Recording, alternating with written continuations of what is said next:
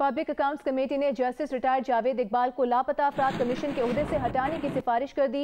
कहा वो वजीर आजम से दरख्वास्त करते हैं कि ऐसे शख्स को लापता अफराद के कमीशन के ओहदे से फौरी हटाया जाए। नूर आलम खान ने मजीद कहा कि अगर अगले इजलास में जावेद इकबाल ना आए तो उनके वारंट गिरफ्तारी जारी करेंगे। इससे पहले पब्लिक अकाउंट्स कमेटी में बयान देते हुए तैयबा गुल ने बताया कि उन्हें chairman NAB justice retired Javed Iqbal ने कहा कि नैब में मिलना मुश्किल होता है, इसीलिए मिसिंग पर्सन कमीशन में आकर उनसे मिला करें। तैयबा गुल ने कहा कि जावेद इकबाल उनसे कहते थे कि वो 1 मिनट में तैयबा गुल की ज़िंदगी तबाह कर सकते हैं। जावेद इकबाल ने उनसे कहा था कि अगर वो किसी दफ्तर में नजर आएँ तो उनके टुकड़े टुकड़े करेंगे और जंग भेजेंगे। Chairman NAB justice retired Javed Iqbal ने उन्हें और उनके शौहर फारूक को गिरफ्तार करवाया। उन्हें मर्द एहलकारों के जरिए गिरफ्तार करवाया गया।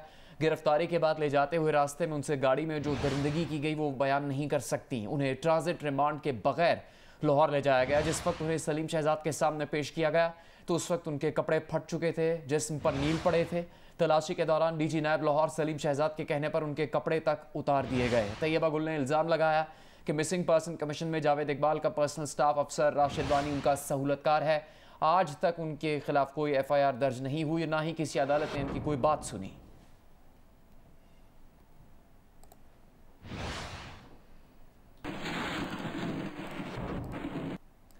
दीगर खबरें शामिल करेंगे। अमरीकी नुमाइंदा खुसूसी बराए तिजारत और कारोबारी उमूर दिलावर सैयद ने कहा है कि अमरीका पाकिस्तान के ताल्लुकात के 75 साल मुकम्मल हो गए। अमरीका दो तरफा तिजारत, सरमायाकारी और तालीम के फ़रोग की कोशिशें जारी रखेगा। दिलावर सैयद ने इन ख्यालात का इजहार कराची के नेशनल इंक्यूबेशन सेंटर के दौरे के मौके पर किया। उनके दौरे की मजीद तफसीलात रियाज एंडी की इस रिपोर्ट में।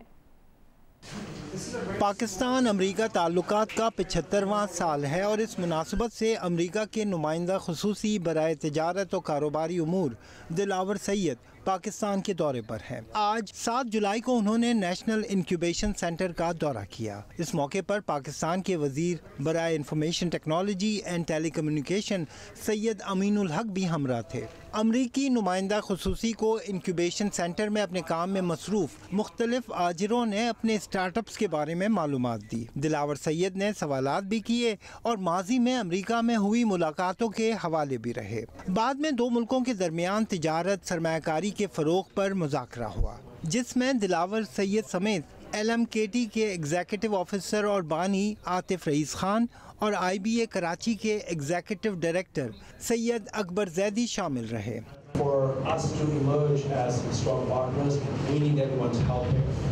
The impact that the US has had in the breadth of sectors in Pakistan, often quietly behind the scenes, every day, it is pretty phenomenal. Dilawar Syed का कहना था कि अमेरिका एक मजबूत दोस्त का किरदार अदा कर सके, इसके लिए मिलकर काम करने की ज़रूरत है। अमेरिका कई शोबों में पाकिस्तान की मुआवनत कर रहा है। कैमरामैन सरवर रजा के साथ रियाज एंडी, जियो न्यूज़, कराची। बोरिस जॉनसन वज़ीर आज़म के ओहदे से मुस्तफ़ी हो गए हैं। डाउनिंग स्ट्रीट से ही इस बारे में आपको मज़ीद बताएंगे जियो न्यूज़ के नुमाइंदे सईद न्याजी।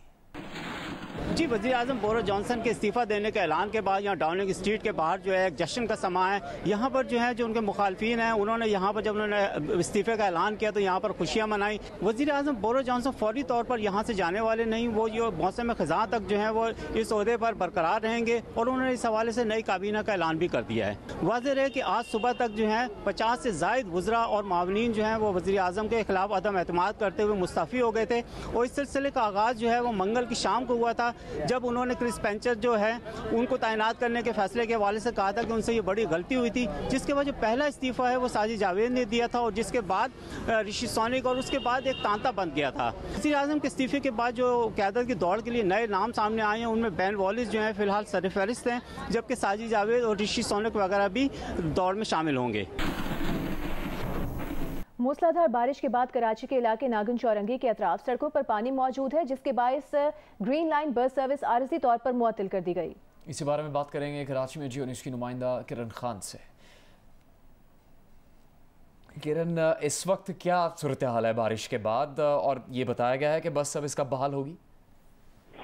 जी बिल्कुल, इस वक्त नागन चौरंगी और जितने भी नॉर्थ कराची के जहां सुरजानी टाउन जहां से इसका डिपो है, ग्रीन लाइन बस सर्विस और ये नुमाइश तक जाती है, वहां पर बस सर्विस मुअत्तल कर दी गई है क्योंकि बारिश की वजह से काफी ज्यादा पानी जो है वो नागन चौरंगी, 5 स्टार चौरंगी और दीगर जो पूरी एरिया ये पड़ता है उस पर खड़ा हो गया है, जिसकी वजह से ग्रीन लाइन सर्विस को मुअत्तल करना पड़ा। तर्जुमान SIDCL के मुताबिक के आर्जी तौर पर सर्विस मुअत्तल की गई है। तफसील के लिए कराची के मुख्तलिफ इलाकों में वक्फे वक्फे से बारिश का सिलसिला जारी है। सुरजानी टाउन, नॉर्थ कराची और नाज़िमाबाद में बारिश का रंग मूसलाधार, जबकि कई इलाकों में मोतदल भी रहा।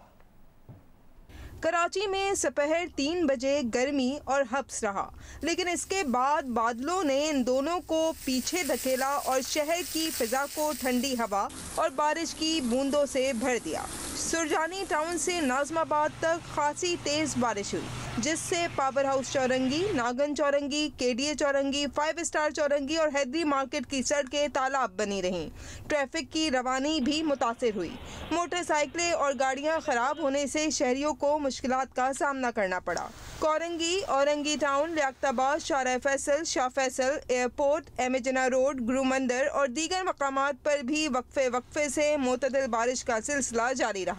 महकमा मौसमियात के मुताबिक जुम्मे से मानसून हवाएं शिद्दत के साथ मुल्क में दाखिल होंगी, जिसके बाइस कराची समेत सिंध के तमाम अजला में 9 जुलाई तक गरज चमक के साथ बारिश का इम्कान है। कराची, हैदराबाद, जामशोरो, दादू, कंबर शहदाद कोट, शिकारपुर, जैकबाबाद, लाड़काना और सक्खर के नशेबी इलाकों में अर्बन फ्लडिंग का खतरा है, जबकि थरपारकर, उमरकोट, ठट्टा, बदीन, मीरपुर खास, टंडो मोहम्मद खान, टंडो अलायार, जामशोरो, सांघर, नवाब शाह और नौशेरो फिरोज में भी गरज चमक के साथ बारिशें मुतवक्का हैं, जबकि थरपारकर, उमरकोट, ठट्टा, बदीन, मीरपुर खास, टंडो मोहम्मद खान, टंडो अलायार, जामशोरो, सांघर, नवाब शाह और नौशेरो फिरोज में भी गरज चमक के साथ बारिशें मुतवक्का हैं। किरण खान, जियो न्यूज़, कराची।